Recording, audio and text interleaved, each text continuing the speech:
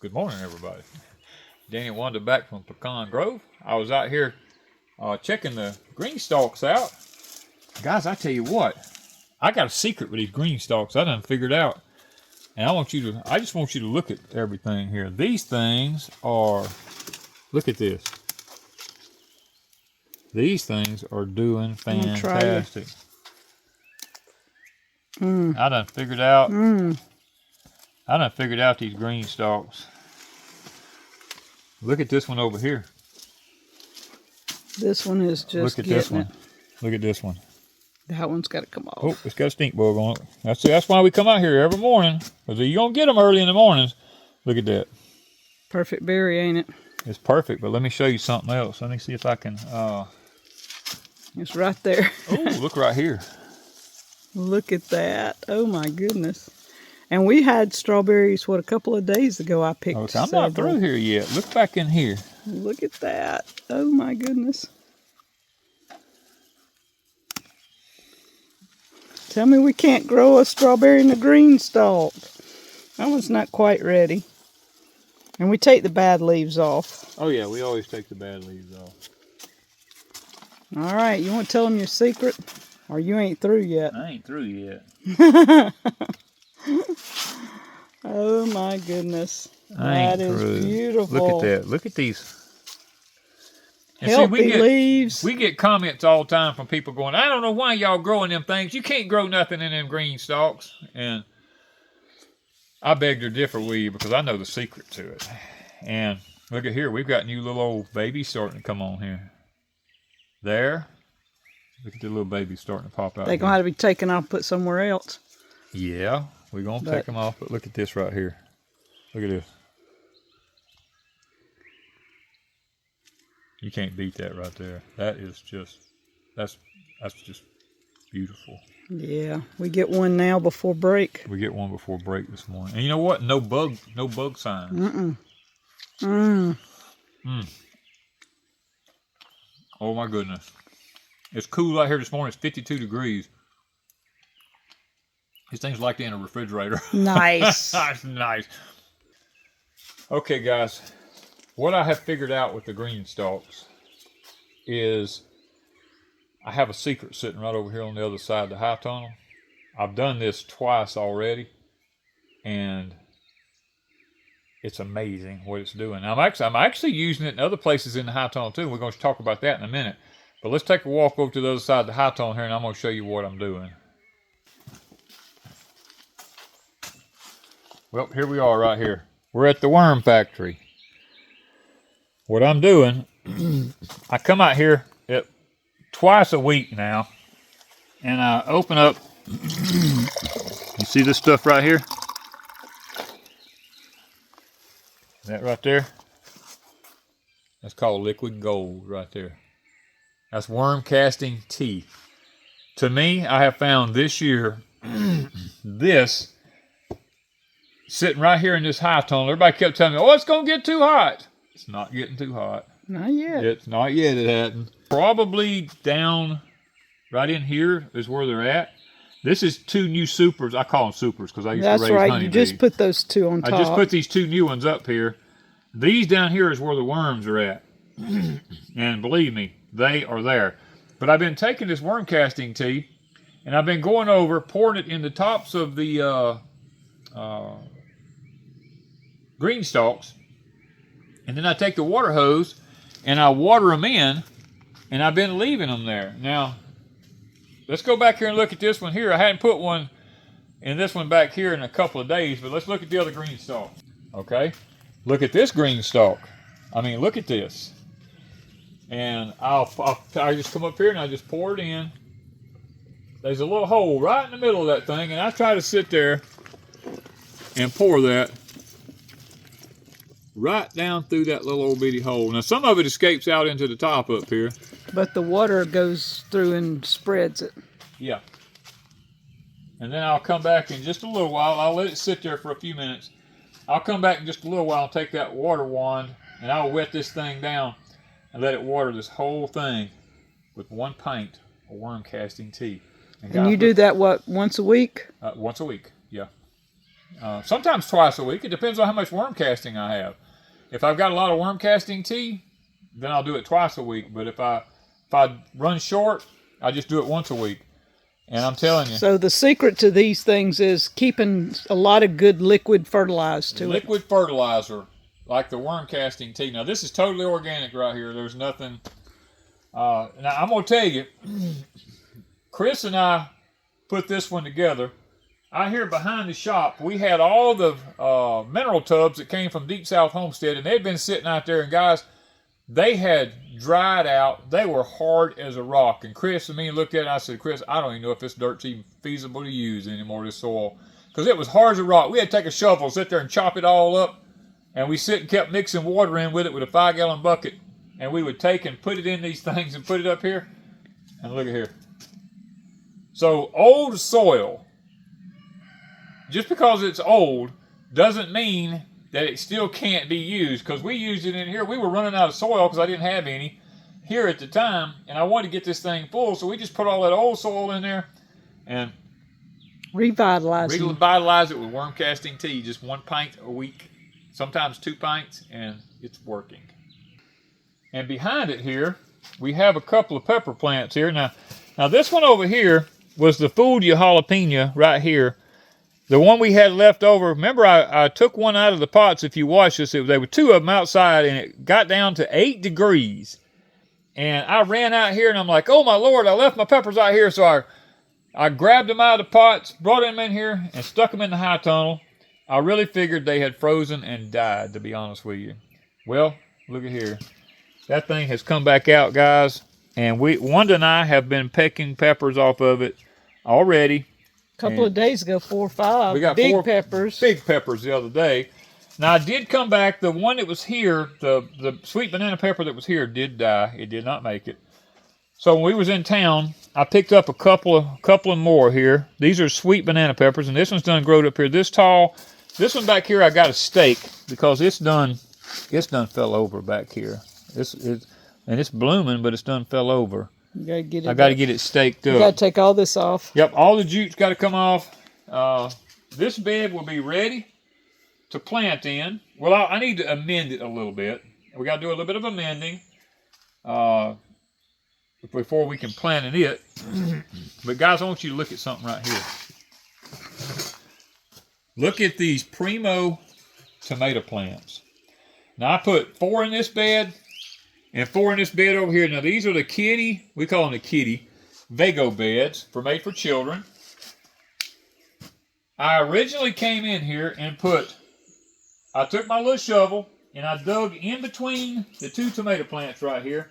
And I put 1 handful of 824-24 in between each 2 sets. And they sat here for a week and I didn't see a lot of progress with them. And I was like, okay, something's not right here. These things should be popping, you know? Well, here we go again. I went to my worm casting and I said, if it did that for the green stalks, what will it do for the tomatoes? Guys, once a week, I put 1 pint around this one. I put 1 pint around them 2, 1 pint here, and 1 pint there. 4 pints a week, and in 1 week, they went from being right here, up here, and they're blooming in 1 week. I am sold on worm casting tea. You cannot beat it. So I bought these Laromas to put in this VEGO raised watering bed here. And guys, these things just sit here, peaked little old things about this tall, yellow. And Miss Wanda said, Danny, you got to do something. They were looking bad. I said, well, they're going to die on me, you know. I said, what the world? And this soil, we bought this soil. It already come with lime amended to it. And I've tested the pH. The pH was 6.8. Perfect. I said, okay, there's absolutely no nutrition in this soil. So in between, like right here and right here, I came in and scooped up. And I put a handful of 824, a handful of 824, covered it up, waited several days. Same thing we had on the primos up here. They still looked yellow. Last week they looked horrible. They looked bad. Yeah. Well, you know what I did? I went and got me some more of this. And I come in here and I put a little bit there, a little bit there, and I just keep doing it. Making sure each one of them gets exactly what they need right there. And they're green looking now. Now look at them. Look how green they are. And how they're popping out. Now, are these determinate or indeterminate? Let's see, can I read that down there? Or is it even on here? Probably not on it. Determinate.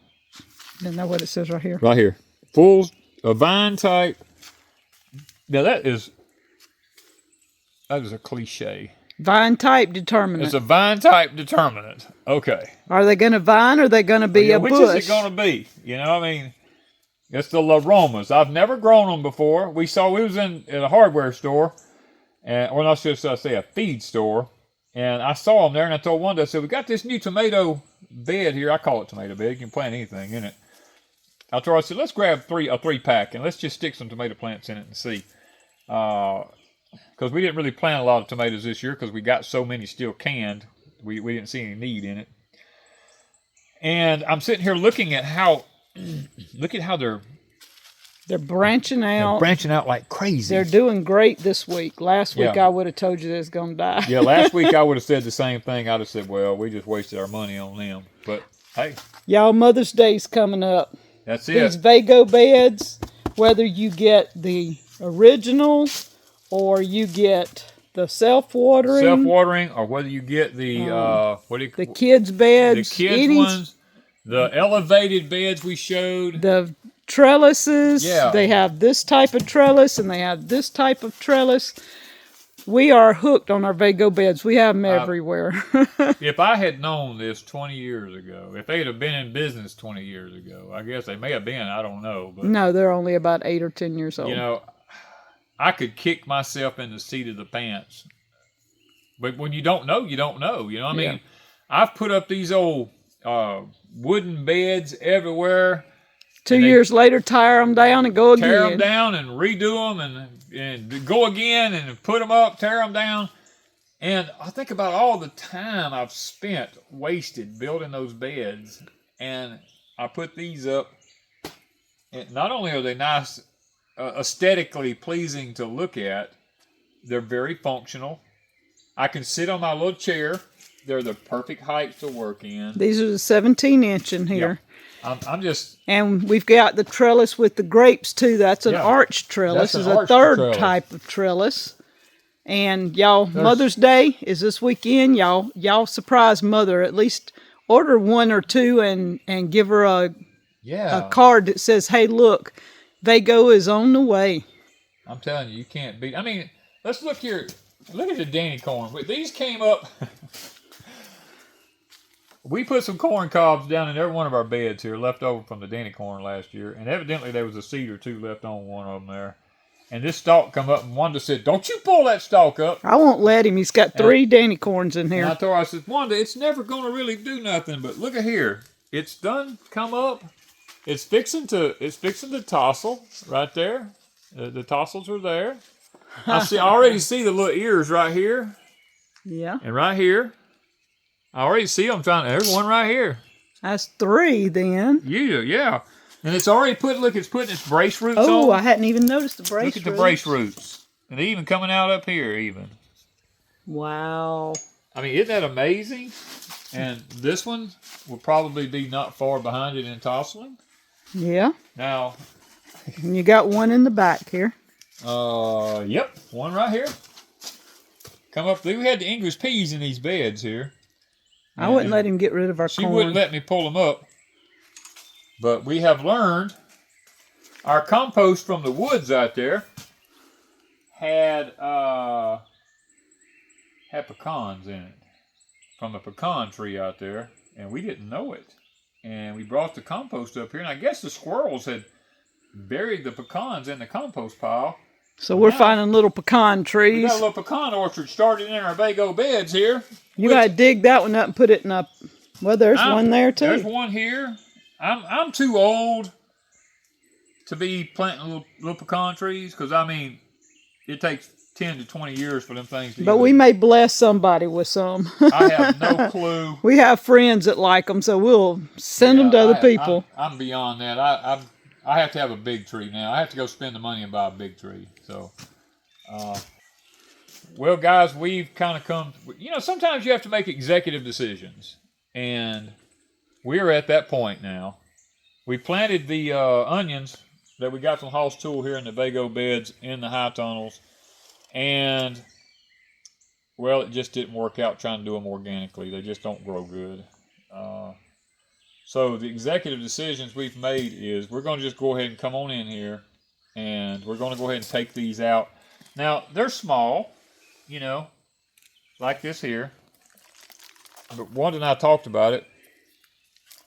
You're going to cut them up anyway when you... I'll cut them up, put them in the freezer. When you put them in the freezer, you're going to cut them up anyway. So we're going to just come through and go ahead, because see, they don't have no roots on them. See, when you grab them like that, all they're going to do. They've done all they're going to do. They're not going to do any more. So we're going to come up. We're going to come through here. And we're going to clean these beds out. We've got new potting soil that's been delivered to us up at the upper part of the property here. I'm going to come in and fill these beds back up to the top. Mix it all in, amend in some more nutrients back into it. And we're going to experiment this year. There was 7 of these beds we got to do. 7 or 8 of them. There's 7 or 8 of these beds, and they're being held up. We could use them right now. We need them right now. We need to get them where we can get them replanted. And we've kind of decided to try something new, and that is we're going to plant the jungle peanuts in here because we love peanuts. And the jungle peanuts does not carry the yellow alpha toxin that regular peanuts do, where pancreatic cancer and all these other things come from. So we're going to fill the beds up and put the peanuts in here because we tried planting them out in the gardens outside. What happens is you can't really plow them, you can't really hoe them and all that kind of stuff. And unless you're using a pre-emergent herbicide like Post or something like that, then the grass and the weeds come up in them. And then when you go to pull them up, you don't get that good a return out of them. So by putting them in the raised beds in the high tunnel, we're hoping, first of all, weed-free.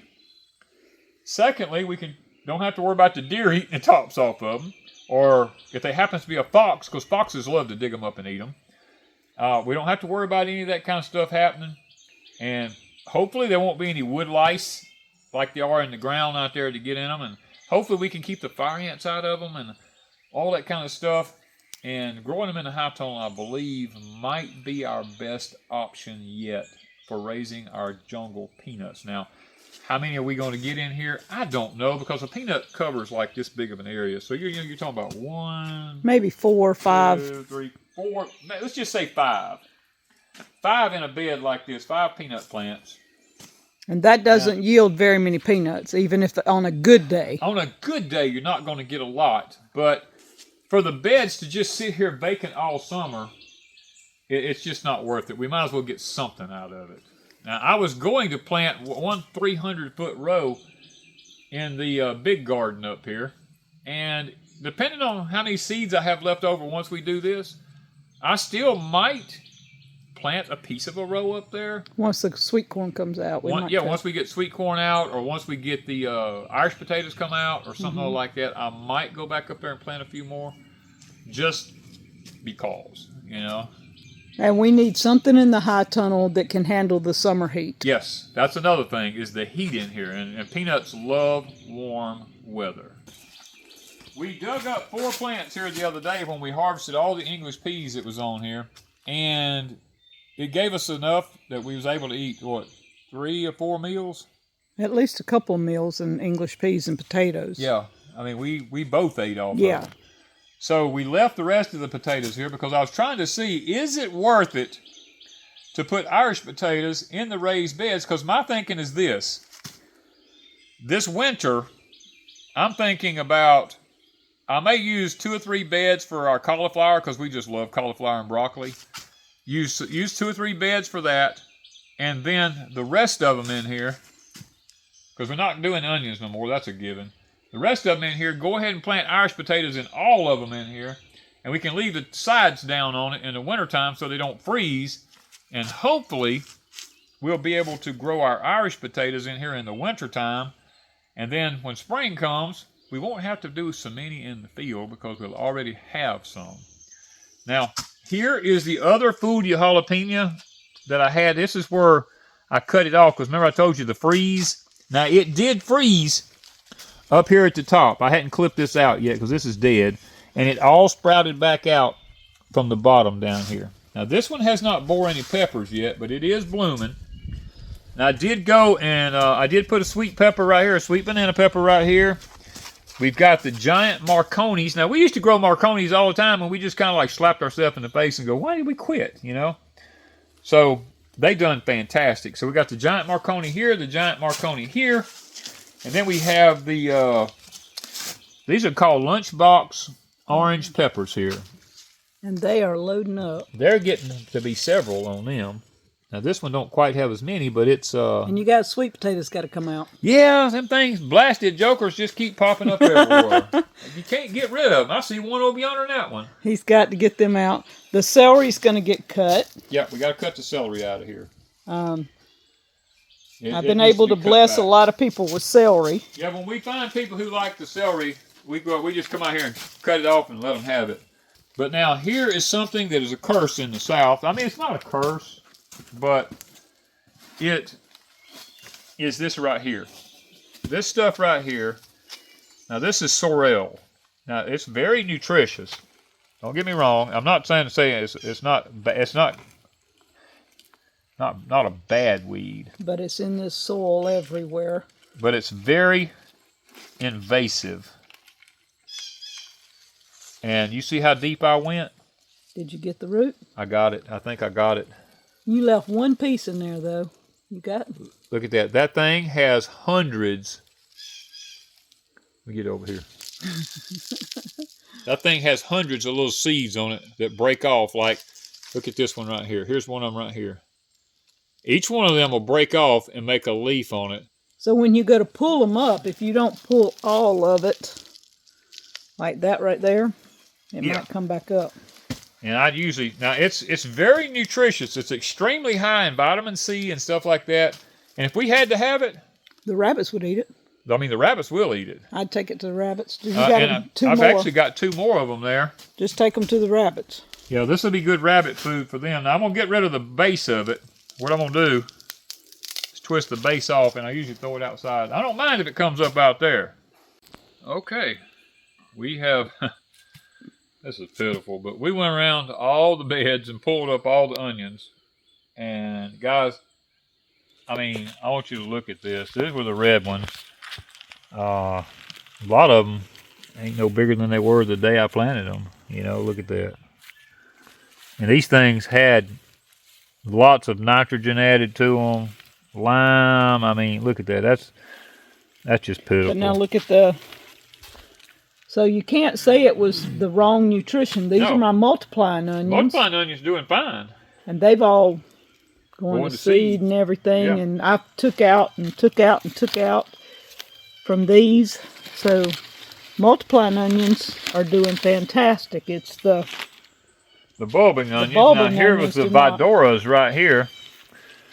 Some of the Vidoras, when we planted them, it's the same size. I mean, they've done absolutely nothing. And I checked the pH of the soil. I checked the amendments we put in it. Now, we did try to do these more organically, using more organic stuff and not chemical fertilizers and synthetics. That's going to still make a few little bulb onions here. Now, these here are, look, I mean, they were that size when I bought them. I mean, look at that. I mean, 90% of them are still like that. Just like that, and they don't hardly have just a couple little roots on them here. They've done reached their peak. They were falling over. I mean, so, you know. I might get out of all of this 1 gallon bag of chopped up. If I'm lucky. I would not mix them together because... No, this is 2 different kinds. These are 2 different kinds. This is a Vidoras. These were the Texas 1015s. These were, I can't remember. Those look like the same. Nope, these came from another hardware store. Oh, okay. The ones that, Bonnie Plant. This was Bonnie. So it's not necessarily... It wasn't necessarily the fact that they just came from Hall's Tool and we got a late... Well, the bunny plant was a late start too. Also, yeah. These were all late starts this year. Now, the ones in the field, up yonder, that I added synthetic fertilizers to, are this big around. I mean, we'll see the difference. They're on the table out here. We can show you on the table when we take these out there to lay them out on the table also. All right, we're out here under the shed. This is about all we was able to figure we could keep out of these, and this was out of the little reds that was in there. The few in this chair right here that's kind of got a little bit of a bulb on them. And then we had these few right here that was kind of big enough we might get a little bit out of. But now this is what's coming out of the field, guys. Look, this is what's in our field out there, done with the synthetic fertilizers. All these big, pretty onions here. These are what's come from out there. Now, I can't complain, you know. Not all of them are doing that. No, not all of them are. But we are getting some big onions. I will say this, some of these smaller ones you're looking at here came out of the high tunnel. Oh, okay. These come out of the high tunnel because as I'd go through there and pull them up in the high tunnel, as they would lean over and die. So what you're looking at, the little ones come out of the high tunnel. Just kind of mixed in all in with these. But most of them that look like this, yeah, all these came from the field. They came from the field up there. So it's a huge difference. Big difference. I mean, big difference there. So, guys, we thought we'd just take y'all along on this little bit of our journey in producing our own food. You know, a lot of people ask us, how sustainable are we? This is a question that's been asked pretty frequently.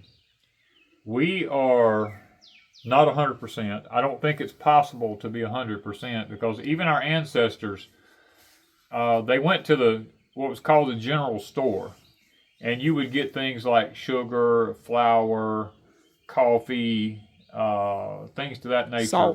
Salt was another big one, yes. Leavening, stuff to that nature. Now, things like onions and peas and beans and corn and stuff to that nature, peanuts, things like that. People pretty much raised all that. Their meat, not every homestead had every animal on the homestead. Most all homesteads had chickens. Not every homestead had a pig. And not every homestead had a cow because some people just didn't have the land and some people did have the land. So you would have what's called community hog butcherings back in the day. My daddy talked about it quite often. He said it was nothing to kill 6 to 10 hogs a day. And the smokehouses back then and the salt houses were as big as this building here. I mean, this building's a 12 by 24, and Daddy talked about a 24 by 24 smokehouse a lot of times. He said because all the hogs would be put in there, the middlings and the fatback, and I'm talking about all the hams and everything, you know, ribs, all that kind of stuff was salted down because they had salt boxes in there and everything. And that's how they preserved their meat back then. And then those people would trade with other people about, you know, if a person had a cow. I do that now. I don't raise my pigs here anymore. Mr. Chris in Louisiana, he gets pigs because I sold him a nice pig growing facility. He puts the pigs over there. He raises them. I raise the Dexter cows here. We kind of swap out meat for meat is how we kind of work that out because I don't have the time to handle the pigs here anymore. Now, can I or could I? Yes, I could, but it'd add another iron in the fire to me right now, and that's something that I don't need. Chris doesn't have the room for the cows. I do. So it's kind of a win-win. That's what people did back then, and we're kind of trying to create a network around us right now. Mr. Tim and Ms. Heidi, we work with them. Tim is a fantastic welder, creator, fabricator, all this kind of stuff. Tim, and we bless them with things constantly. They're blessing us with things constantly. Guys, that's what it's about, is building a network and a community of people that we can all function together. If I have extra sweet potato draws left over, I give them to Chris or I give them to Mr. Tim. You know what I mean? we're creating a network here of things. If they have things that they don't need, Chris brought us turnip roots one year because our turnip failed. And corn. And corn. All right, we had no sweet corn and we had no turnip roots that made it. Chris blessed us with that. In return, we bless him back with things. I mean, that's how it works. And we ground Tim's cornmeal for him. Tim brought his he doesn't have a way to grind. Red, corn up here. We had the grist mill. We set up, we ground the grits and the cornmeal and the corn flour for him because Miss Heidi has a lot of the same issues I have. So I have the community grist mill now. And cane mill. And I've got the cane mill. Mr. Tim has helped me and Mr. Chris has helped me on this thing so much. They'll never know how much that means to me. And the smokehouse. Mr. Tim provided the material for the smokehouse. And then he found this. Mr. Tim located the walk-in coolers, and we all went together, and I bought this for myself. Mr. Tim bought one for him. Chris bought one for him. Now we all have the potential. Mine's already working. I think they're two still in the fabricating of theirs. We all now have a potential for walk-in coolers. Guys, that's how you build community. You know, I mean, that if I couldn't do anything else in this video except help you to understand that building community is really where it's all at, because nobody can do it all by themselves. We need one another. Thank you guys from Pecan Grove.